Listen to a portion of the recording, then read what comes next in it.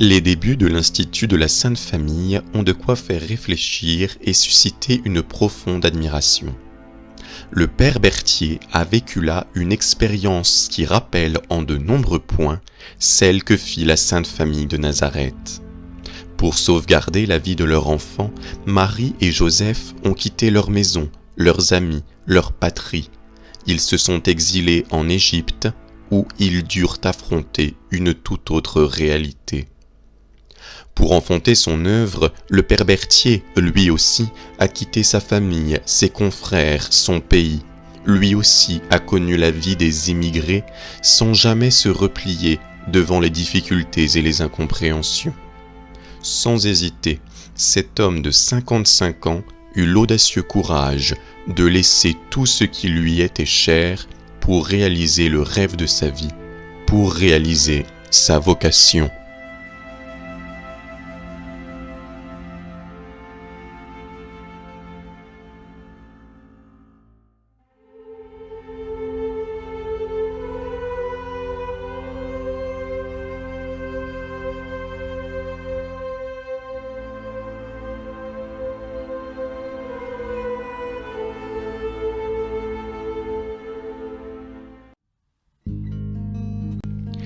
Les premières années, jusqu'en 1898, connurent de sévères difficultés, pour deux raisons.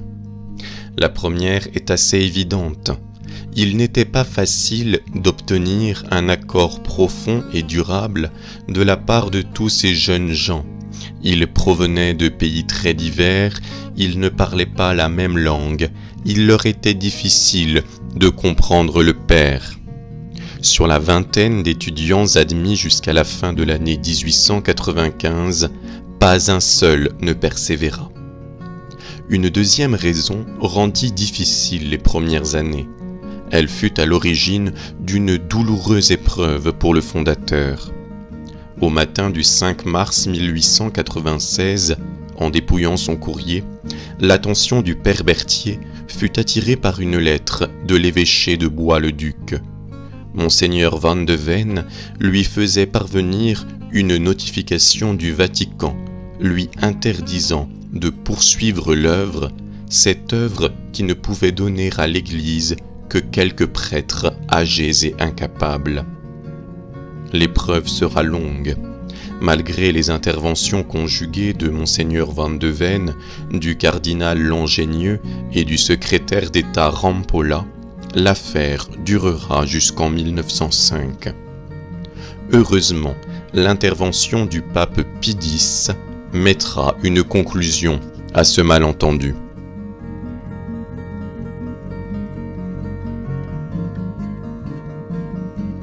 Si certains collaborateurs furent écartés, d'autres furent particulièrement fidèles et précieux. Le père Ponce, missionnaire de la Salette, fut jusqu'à la fin de sa vie le bras droit du père Berthier. Sans considération pour son âge, il avait 74 ans quand il arriva à Grave, il s'occupa étroitement de la formation des jeunes novices, dont il devint le confesseur attitré. Jusqu'à sa mort, qui eut lieu le jour même de l'ordination des premiers missionnaires de la Sainte Famille, il bénéficia à juste titre de la confiance et de l'admiration du fondateur.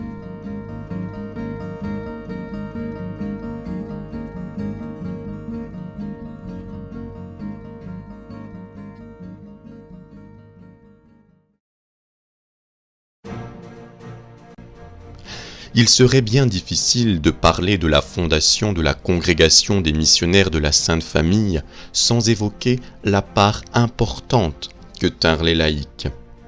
Dès l'automne de 1895, après l'arrivée du fondateur, Marie-Alphonsine Tivillon et Hermance Coiret aménagèrent l'ancienne infirmerie militaire attenante à la caserne.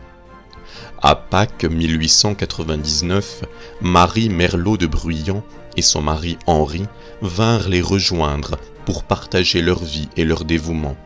Non seulement chacune de ces personnes mit la totalité de sa fortune au service de l'œuvre, mais elles donnèrent chaque minute de leur vie pour épauler la fondation et lui permettre de croître. sans l'aide de ses laïcs et de beaucoup d'autres qui sont restés anonymes, l'œuvre aurait éprouvé de grandes difficultés à se maintenir.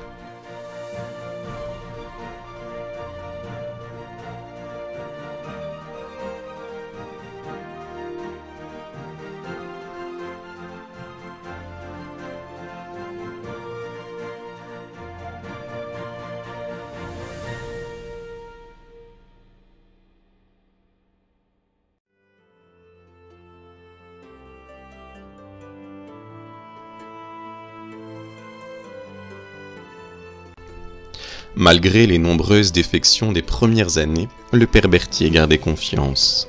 Par-dessus tout, jour après jour, il poursuivait son but. Il voyait croître la semence, il redoublait d'ardeur. La vie à Grave se voulait vraiment à l'image de celle de la famille de Nazareth.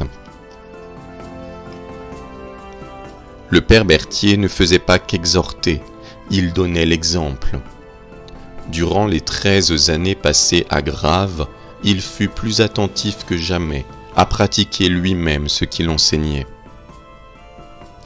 Il affectionnait la simplicité, il citait volontiers cette qualité comme un gage de succès. Tout ce qu'il faisait, c'était pour l'honneur et pour l'amour de Dieu.